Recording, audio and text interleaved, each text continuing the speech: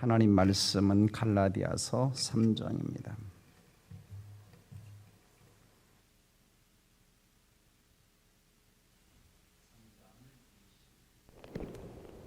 3절에서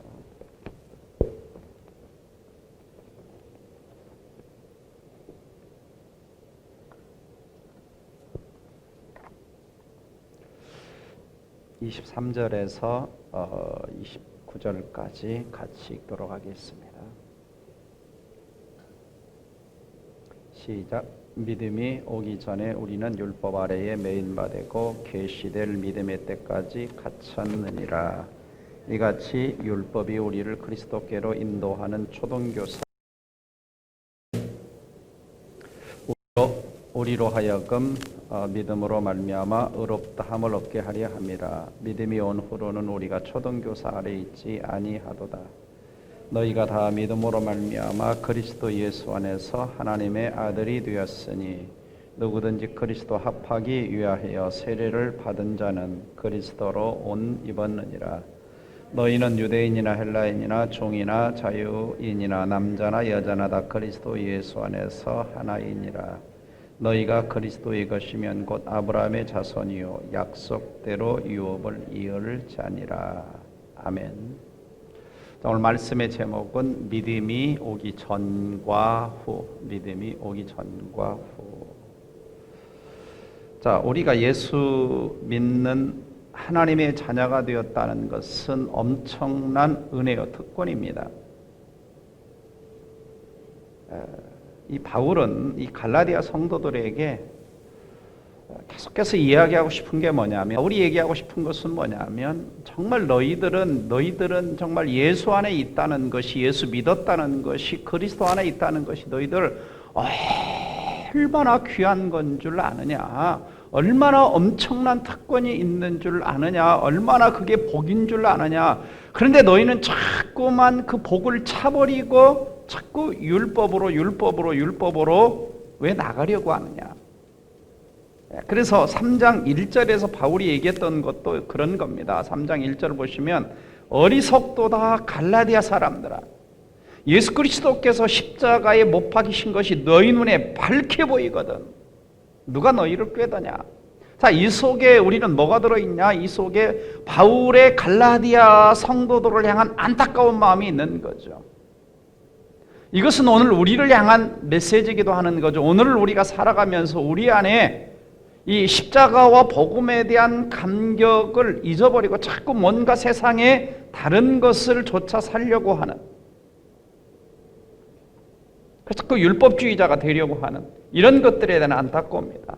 그래서 오늘 본문에서는 바울이 믿음이 오기 전과 후, 이 말은 무슨 말이냐면, 다른 말로 표현하면 율법 아래 있었을 때와 그리고 그리스도 아래 있었을 때를 비교하는 것입니다. 율법 아래 있었을 때 너희들이 어땠는지, 그리고 그리스도 아래 있었을 때 너희들이 어떻게 달라졌는지, 이것을 지금 비교하면서 바울이 이야기를 하고 있는 것이라고 할 수가 있습니다.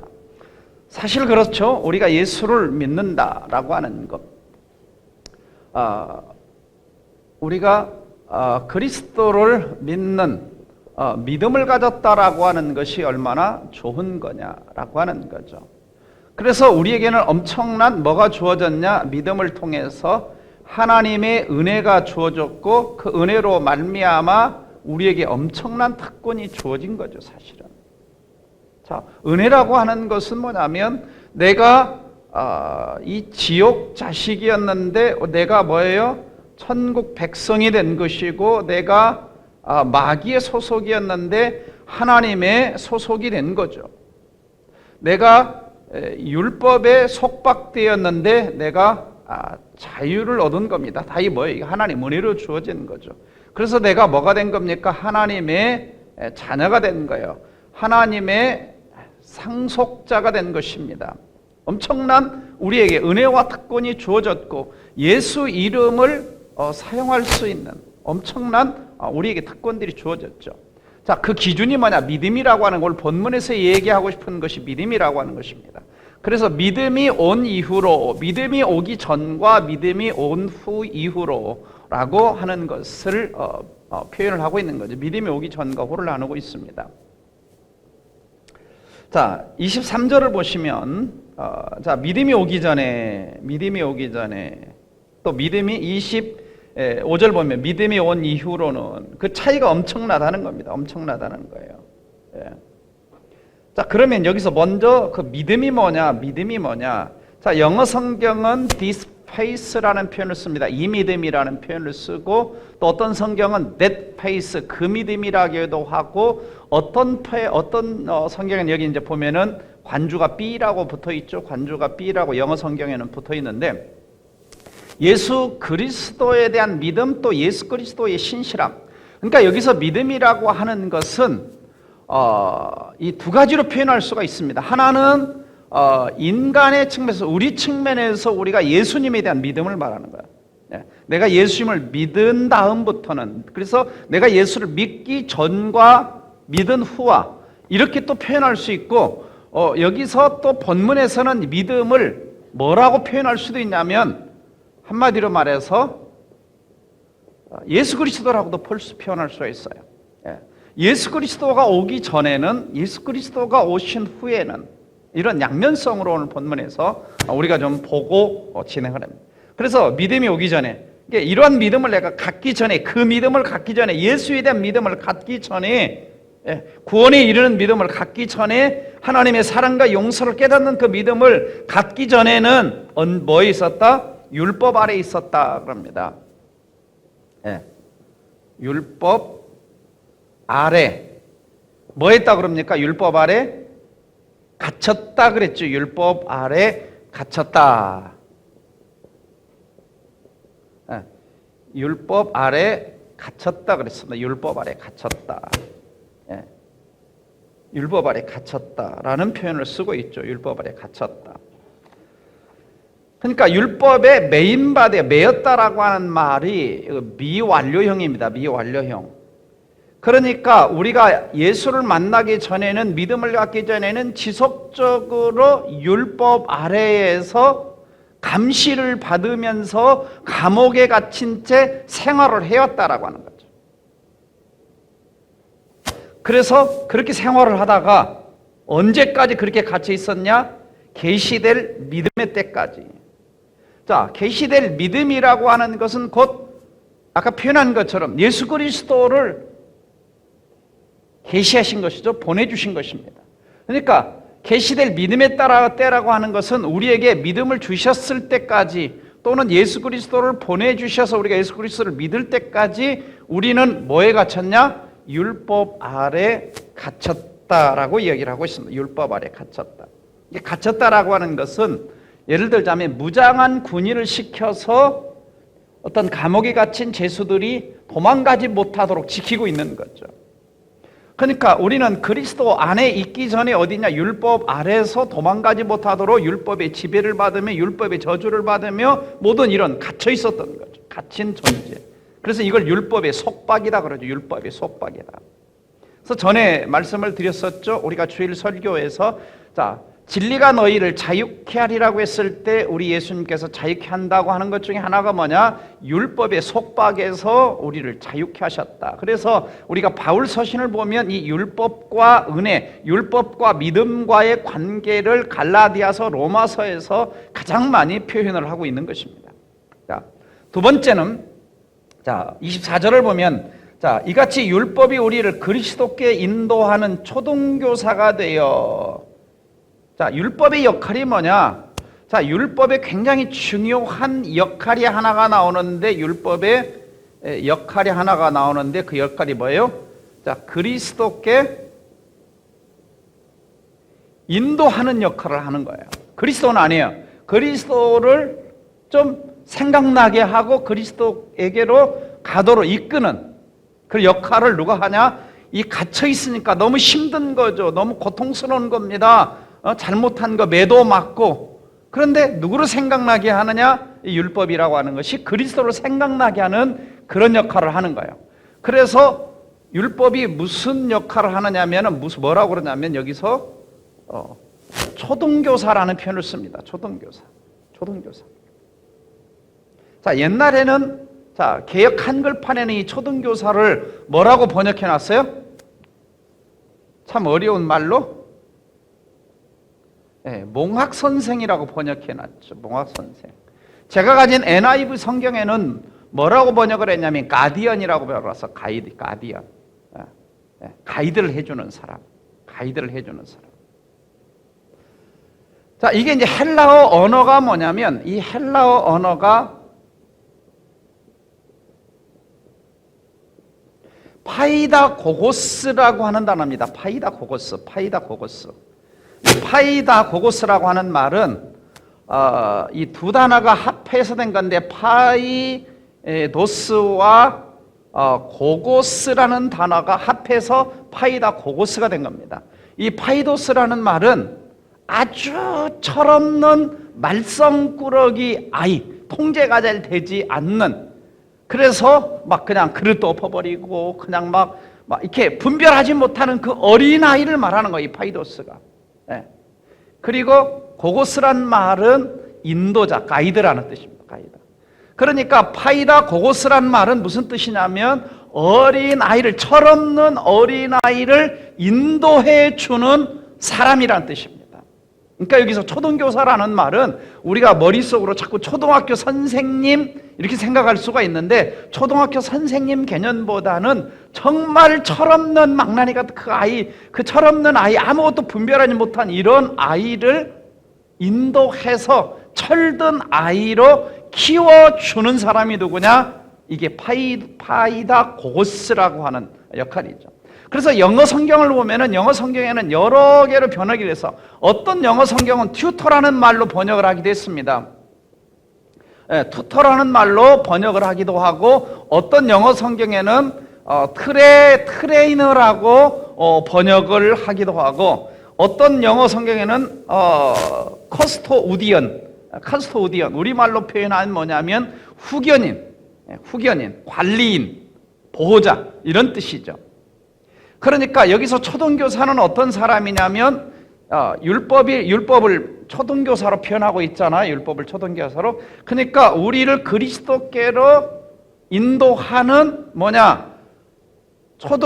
이 가정교사 같은 역할, 트레이너 같은 역할, 그 다음에 인도자 같은 역할, 후견인 같은 역할, 언제까지? 그리스도께서 인도돼서 하나님의 자녀가 될 때까지 이끌어주는 이런 역할을 하는 거. 그러니까 율법이 참 고마운 거죠. 율법이 필요 없는 것이 아니라 율법이 굉장히 우리에게 그리스도께로 인도해 주시는 뭐가 되는 겁니까? 초등 선생이 되는 거예요. 가이디언이 되는 거예요. 파이다 고고스가 되는 거예요. 그래서 이제 고대 헬라 기록에 의하면 이 파이다 고고스 역할의 대상은 어떠냐면은 만 6세에서 16살까지. 우리로 말하면 7살에서 17살까지. 자, 이 대상의 아이들을 이제 인도하는 거예요. 그러니까 로마 시대나 이런 헬라 시대 같은 경우는 주인들이, 아버지가 자식을 조금 있는 여유가 있는 집의 가정들은 아버지가 자식을 교육하는 것이 아닙니다. 다 밑에 누가 있냐면 이러한 파이다 고고스가 있는 거예요. 노예인데 이런 사람들은 그냥 일하는 노예라기보다는 좀 똑똑하고 뭔가 글씨도 잘 알고 잘 가르치고 좀 배운 게 있는 이런 노예들입니다. 이런 노예들이 무슨 역할을 하느냐? 파이다 고고스 역할을 한 7살 되던 때부터 17살 될 때까지 아주 호되게 가르치는 거예요. 그래서 17살이 되면은 아버지께로 이제 제대로 됐으면 이제 입양식 같은 그런 자식이 어떤 옷을 입혀주는 이러한 식을 하는 거예요. 자, 우리나라는 옛날에 우리가 어릴 때 훈장님들이 뭐 가르칩니까? 천자문만 가르치는 것이 아니라 가정에서 부모한테 어떻게 하고, 친구한테 어떻게 하고, 사회에 나가서 어르신들한테 어떻게 하고, 이런 예절들도 다 가르쳤지 않았습니까? 저는 어렸을 때 그 이웃 어떤 분한테 천자문을 배웠던 기억이 있어요. 자, 이런 역할을 해주는 사람이 누구냐면 바로 이제 파이다 고고스죠. 근데 특별히 이제 이 당시는 우리나라의 어떤 훈장 역할과 좀 다른 게 뭐냐면 거의 함께 사는 거예요. 예, 우리나라 훈장님은 가서 이제 배우고 오지만은 함께 사는 겁니다. 그래서 어디 학교 갈 때도 데려다 주고 또 같이 또 데리고 오고. 왜냐하면 옛날에는 부잣집 아들 같은 경우는 이 먼 길을 학교를 가려면 멀어요. 공부하러 가려면 멀으니까 이제 중간에 도둑도 있고 강다도 있고 뭐 이렇게 또 이렇게 유기하는 사람들이 있으니까 가서 이제 다 가이디언 역할을, 보호자 역할까지 다 하는 겁니다. 그러면서 이제 어떤 인격을 갖추는 자리까지 키워주는 역할을 하는 사람이 누구냐? 파이다 고고스예요. 바로 이게 율법의 역할인 겁니다. 율법의 역할. 우리로 하여금 끊임없이 이제 율법은 뭐죠? 초등교사는 하라, 하지 마 하는 겁니다. 하라, 하지 마. 안 하면 뭐 하죠? 종아리 걷어 때리고. 그래서 철저하게 훈련을 시키는 거예요. 그러니까 율법이 우리에게 필요 없는 것이 아니라 율법은 우리에게 무슨 역할을 해준다는 거예요? 초등교사 역할을 여기서 해준다고. 그래서 그리스도께 인도한다. 그리스도께 인도하는 초등교사가 되어 우리로 하여금 믿음으로 말미암아 의롭다 함을 얻을 때까지, 그리스도께로 인도하여 그리스도를 통해서 의롭다 함을 얻을 때까지 뭐 하는 역할을 하냐? 인도자 역할을 하는 거예요. 인도자 역할. 네. 그래서 일시적인 거죠. 초등교사는 일시적인 것이. 지난주도 잠깐 얘기했죠. 한시적이에요. 한시적. 그래서 율법의 역할은 꼭 우리를 저주하기 위한 것만이 아니라는 것입니다. 매를 때리기 위한 것만이 아니라 그리스도께로 인도하는 그 역할을 하는, 그때까지 우리를 뭐 하냐? 율법 아래 가두셨다. 율법 아래 갇혔다라고 이야기를 하고 있습니다. 자, 그런데 이제 우리에게 이제 믿음이 오기 위해서, 자, 우리에게 이제 믿음이 와야 되잖아요. 믿음이, 계시될 믿음이 우리에게 오기 위해서 일어나야 될 하나가 있는 거죠. 믿음이 오기 위해서 하나는 뭐냐? 반드시 첫째는 예수 그리스도가 십자가에 못 박혀 죽으셔야 되는 거죠. 죽으시고 부활하셔야 되는 사건이 반드시 전제되고, 두 번째는 우리에게 반드시 이것이 뭡니까? 이것이 복음이죠. 이 복음이 나에게 들려져야 되고 뭐라고 할까요? 믿어져야 되는 거죠. 그러니까 이 십자가 사건이 나에게 이제 믿음이 내게 오려면 이 사건이 있어야 되는 거예요. 그래서 이 사건, 십자가 사건이 있어야 되고 반드시 누군가는 나에게 이 복음을 들려주고 이것을 믿을 수 있을 때까지 해주는 역할을 해주는 것이 필요한 거예요. 이 믿음이 내게 오기 전에 일어나야 될 일이 먼저 있는 거죠. 그래서 내가 이제 믿게 되는 겁니다. 믿게 되는 거예요. 자, 25절로 가서 봅니다. 자, 믿음이 온 이후로는, 그렇습니다. 믿음이 온 이후로는. 그러니까 여기서 믿음이라고 하는 것은 바로 내가 예수 그리스도를 구원자와 주님으로 믿는 믿음일 수 있고, 하나님의 약속을 믿는 믿음일 수 있고, 그 다음에 하나님의 용서를 체험하는 이런 믿음일 수 있는 거죠. 그래서 내게 믿음이 왔어요. 자, 우리에게 믿음이 왔어요. 그래서 우리가 초등교사 아래 있지 않는다 그랬어요. 자, 아까 여기서는 초등교사 아래 있었다고 그랬는데 이제는 초등교사가 내게 필요치 않은 거예요. 왜 필요치 않을까요? 이제 그리스도 안에 들어오게 되면 실제 이제 우리를 인도해 가시는 분이 누가 인도를 해 가시죠? 성령께 이제 우리 바통을 넘기시는 겁니다. 성령이 이제 우리 안에 오셔서 우리의 뭐가 되는 겁니까? 우리의 진정한 가디언이 되는. 근데 율법처럼 우리를 인도해 하시는 것이 아니에요.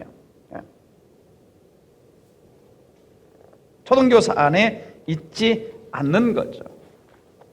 그래서 해방이 되는 겁니다. 자, 예를 들면 우리가 탕자의 비유를 한번 좀 생각을 해보겠습니다. 탕자의 비유. 자, 탕자가 아버지 집에 오기 전에 그는 얼마나 비참한 삶을 살았습니까? 그렇죠? 그리고 사람들의 속박 가운데 쥐염려를 먹으면서, 그리고 자기 스스로도 내가 아버지 집에 가도 아버지한테 용서를 못 받을 것이고 아주 비참한 삶을 살았던 거죠. 그런데 이제 어느 날 아버지 집에 가서 내가 그냥 종살이라도 해야 되겠다고 아버지 집에 왔는데, 아버지 집에 오니까 종살이를 하는 것이 아니라 뭐 하는 거예요? 진짜 아들 대우를 해주는 겁니다. 그리고 진정한 기쁨이 찾아왔고 행복이 찾아왔고 이게 정말 아들로서 산다는 그 기쁨이 뭔가를 알게 되는 거죠. 예. 그래서 아버지 집에 온 게 바로 뭐냐면 우리에게 이제 믿음이 오는 거예요. 믿음이 찾아오고. 자, 그래서 믿음이 온 후에 뭐가 주어졌느냐? 자, 초등교사 아래 있지 않고 26절 보면 자, 너희가 다 믿음으로 말미암아 그리스도 예수 안에서 뭐가 되었어요? 이제는 하나님의 아들이 되었다 그럽니다. 하나님의 아들이 되었다. 자, 엄청난 거죠. 하나님의 자녀가 되었다. 자, 율법 아래 있을 때는 자, 갇혔죠? 종입니다. 노예였죠. 노예. 갇혔는데 이제는 너희를 종이라 하지 않고 아들이라고 합니다. 아들. 그래서 아들에게 주어지는 것이 뭐냐면 아까 이게 갇혔었는데 여기서 이제 주어지는 게 뭐예요? 자, 예수님 말씀하신 것처럼 진리를 알지니 진리가 너희를 뭐 하라는 겁니까? 자유케 하리라는 것처럼 자유가 주어진 거죠. 자유. 그러니까 여기 있을 때는 늘 감시자가 있었던 거죠. 감시자가 있어서 우리가 마음껏 활동도 못하고 제한되고 돌아다닐 수도 없었고 갇혀 있었던 거예요. 근데 이제 아들에게는 자유가 주어졌고, 자, 아들이 아버지 뭐가 필요해요? 그러면 아버지가 뭐 하십니까? 그 아들을 이제 도와주시는 엄청난 특권을 갖게 된 거예요. 모든 힘을 다해서 아버지는 자식을 도와주는 겁니다.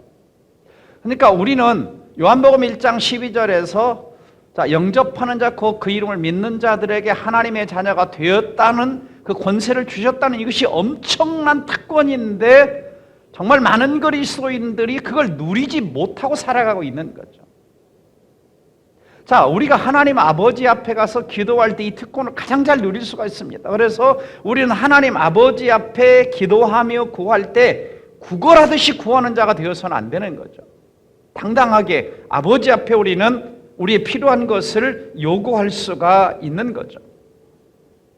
그러나 이제 여기서 이제 아들이 살아갈 때 자유를 주는데 가끔 아들이 뭐 할 수가 있어요? 자기 마음대로 방종하거나 자유를 뭐 할 수 있습니까? 남용할 수가 있습니다.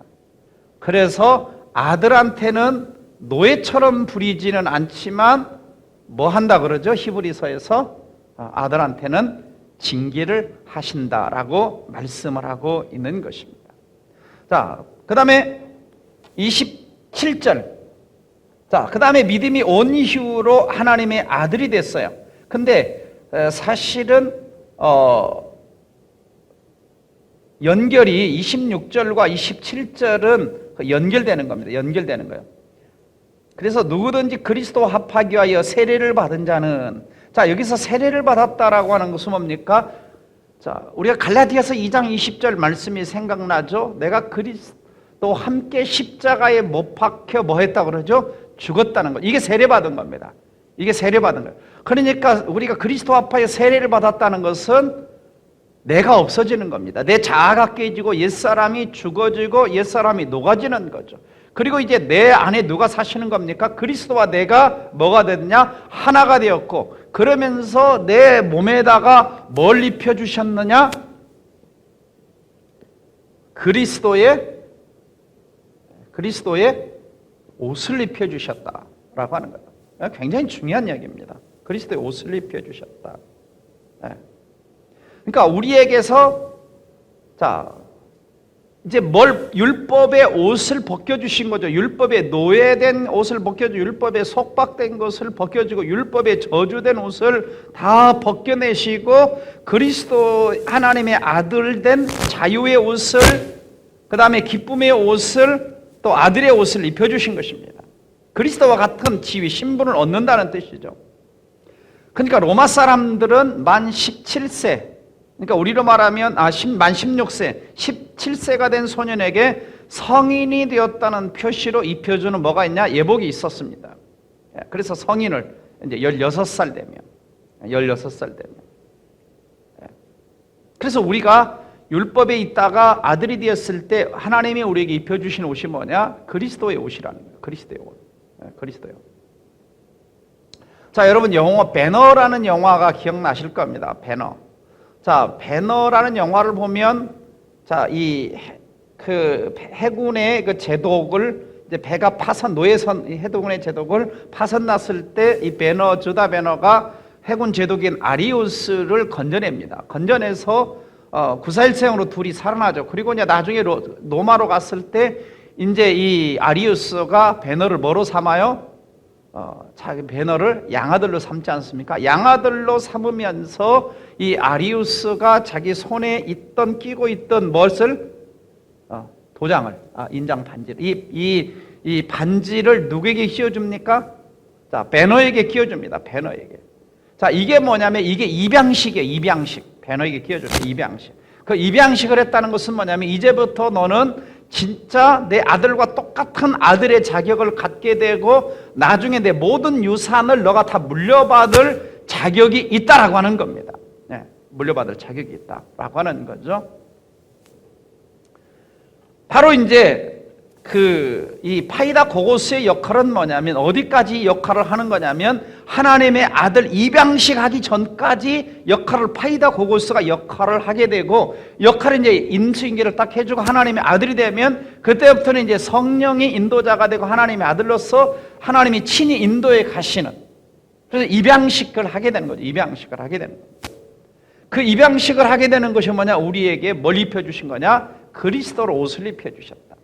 자, 이제 하나님은 저와 여러분을 바라볼 때에 인간 유전기를 보시는 것이 아니라 예수님이 십자가를 통해서 피 묻은 그 옷을 통해서 나를 보는 겁니다. 그러니까 죄인된 나를 보시는 것이 아니라 예수님의 피로 깨끗하게 하신 세마포를 입은 나를 예수님이 보시는 거죠. 나를 보시는 겁니다. 그러니까 그리스도로 옷 입혀주셨다는 것은 우리에게 어마어마한 하나님의 은혜와 복이라고 할 수가 있는 것입니다. 자, 사람들은 보통 이제 특별히 군대 가면 그 군인의 복장을 보고 그 사람의 계급을 알 수가 있습니다. 자, 그래서 어떤 사람이 별 4개를 달았어요. 자, 그러면 별 4개를 단 옷을 입고 있습니다. 그럼 그 사람이 누구예요? 대장이죠, 대장. 네. 근데 어떤 사람이 자, 짝대기 하나 된 옷을 입고 있습니다. 자, 그러면 누구라는 거예요? 이등병이라는 겁니다. 이등병.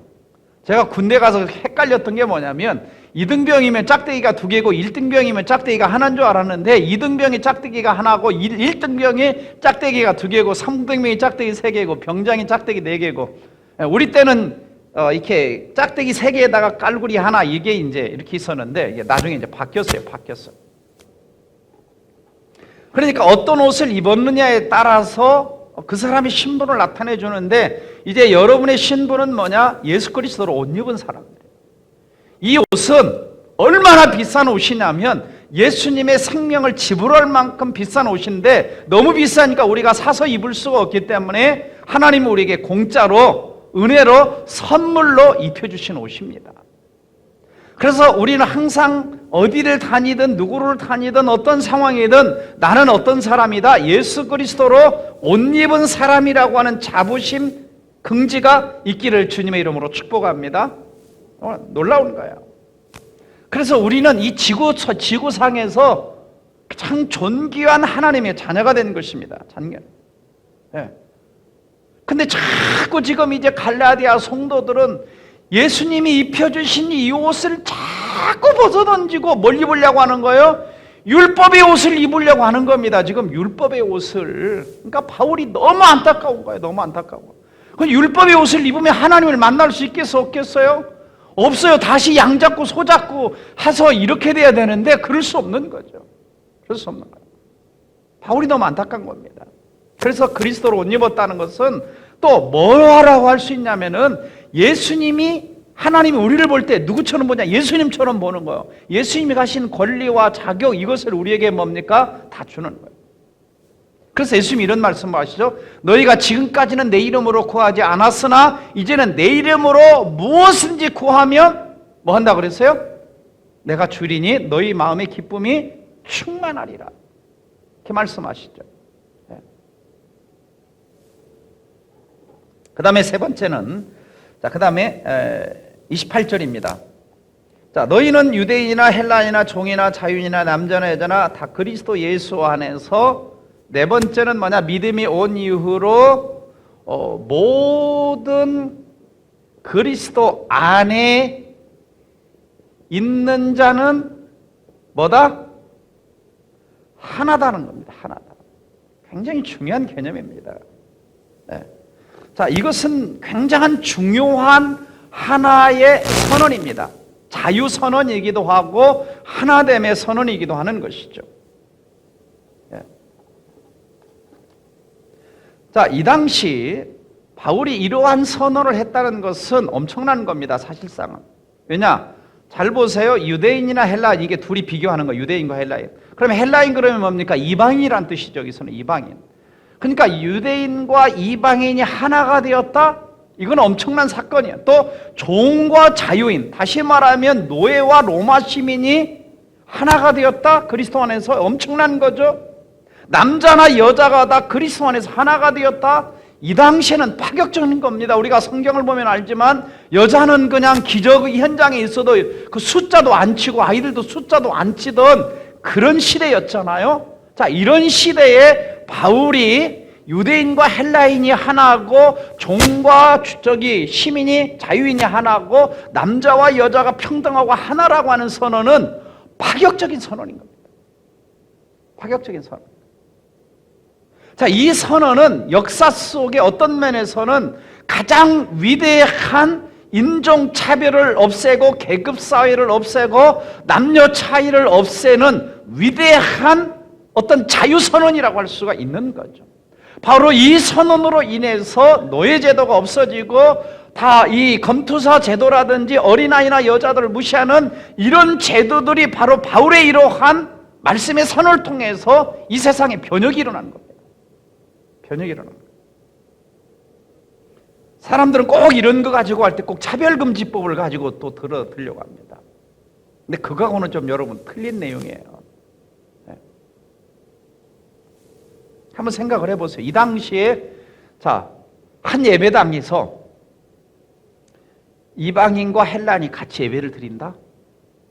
노예와 로마 시민이 같이 예배를 드린다? 또 남자와 여자가 같이 예배를 드린다? 자, 우리나라도 보세요. 우리나라도 옛날에 예배당이 이렇게 보면은 이렇게 가운데가 막혔어요. 그래가지고 이쪽에 남자 앉고 이쪽에 여자 앉고 여기 이렇게 칸막이 돼가지고, 예? 그리고 제가 어릴 때도 교회를 가보면 꼭 이렇게 네 칸이 돼 있습니다. 네 칸이 돼 있는데 꼭 보면 거의 남자들이 이쪽 줄에 두 줄이 앉고 거의 여자들은 이쪽 줄이 앉는 거야. 이 보이지 않는 그 유교적인 그러한 차별이 교회 문화 안에 속에 참 많이 있었죠. 네. 아마 우리나라 그 초대 시절에 저렇게 다 갈라져 있어요. 가운데 이렇게 칸막이가 있어가지고 난 어떻게 양반 쌍놈 남자 여자 구분돼 있었어요.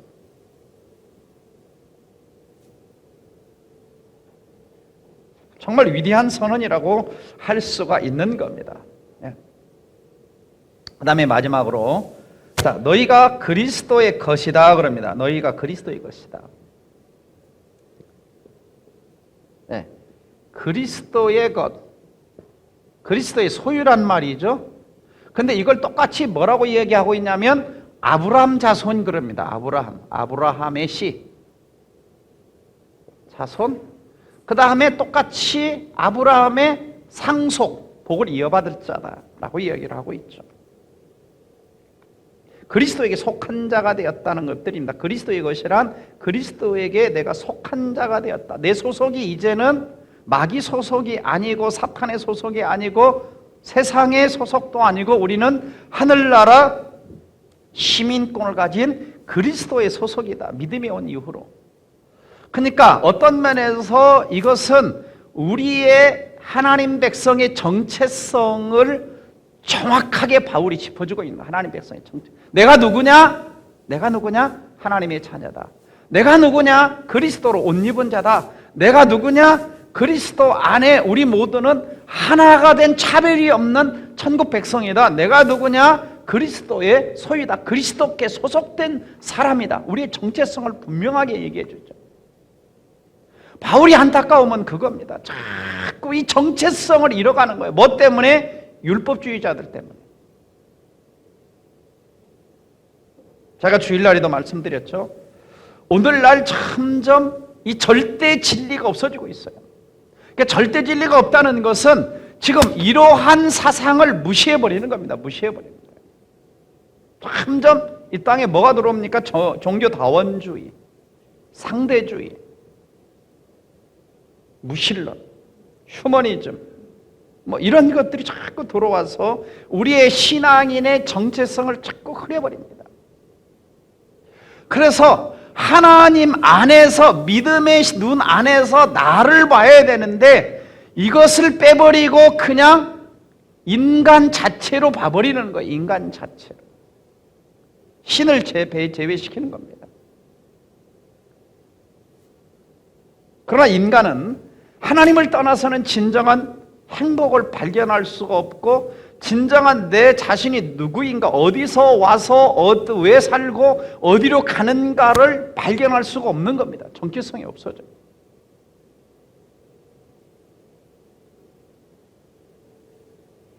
저 여러분은 누구의 것이냐? 그리스도의 것임을 다시 한번 확신하시기를 주의 이름으로 축원합니다. 그래서 여러분의 인생은 그리스도의 핏값으로 사신 인생이에요. 얼마나 값어치 인생입니까? 그러므로 사탄도 함부로 우리의 생을 건들지 못해요. 왜요? 그리스도로 옷 입어먹고 그리스도 것인데 사탄이 뺏어갈 수 있겠습니까? 아닙니다. 함부로 뺏어갈 수가 없어요. 누구도 정죄할 수가 없는 것입니다. 그래서 아브라함의 자손이 되었다라고 하는 것은 구원받은 자가 됐다는 말하고 똑같은 말이에요. 곧 그러죠. 곧 영적 후손이 된 거예요. 그리고 하나님의 약속대로 유업을 이을 자가 된 겁니다. 유업을 이을 자. 상속입니다. 영원한 저 하나님 나라의 축복까지도 이어받을 수 있는, 영원한 나라를 받을 수 있는 상속자가 된 거예요. 상속자가. 어마어마한 거 아니겠습니까? 그래서 그 뒤에 4장 1, 2, 3절 한번 보겠습니다. 1절에 3절까지 한번 읽고 이제 마무리하겠습니다. 같이 읽어봅시다. 시작. 내가 또 말하노니 유업을 이을 자가 모든 것의 주인이나, 그렇죠?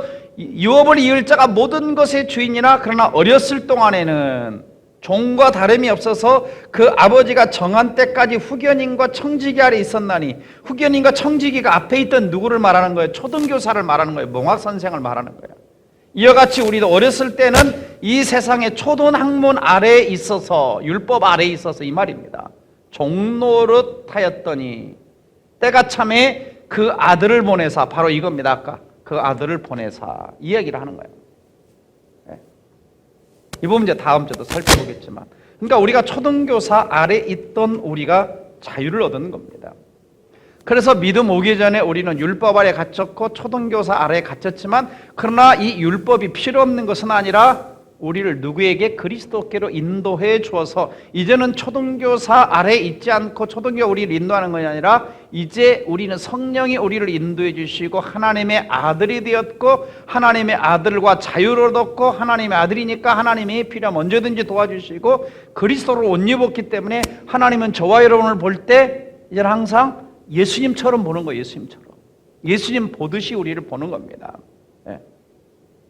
그 다음에 그리스도 안에 있는 우리는 하나다. 그래서 교회 공동체 안에서는 어떤 차별도 있어서는 안 된다라고 하는 것이고, 그 다음에 우리는 그리스도의 것이 되어서 아브라함의 복을, 영원한 상속을 누릴 수 있는 축복을 받는 하나님의 백성들이 되었다. 근데 여기서 하나 지적하고 넘어가고 싶은 것은 뭐냐면 바울이죠. 아직도 자꾸 우리가 율법 아래에 있는 것처럼, 그러니까 믿음이 온 사람들은 자유하다 그랬잖아요. 그래서 하나님을 섬길 때 정말 자발적으로 감사하고 사랑하고 헌신하고 기뻐하고 이렇게 섬기는데, 아직도 눈치 보고 누구 눈치 보고 할까 말까 하고 있다면 우리는 어떤 면에서 아직도 이 율법 아래 자유하지 못하는, 뭐와 같냐? 어린 아이와 같은 신앙을 벗어나지 못하는, 예, 그러한 우리 모습이 없는가를 좀 살펴보면서 정말 자유자의 아들로서 우리가 마음껏 이 특권을 누리며 살아가는 우리 성도님들 되시기를 예수님의 이름으로 축복합니다.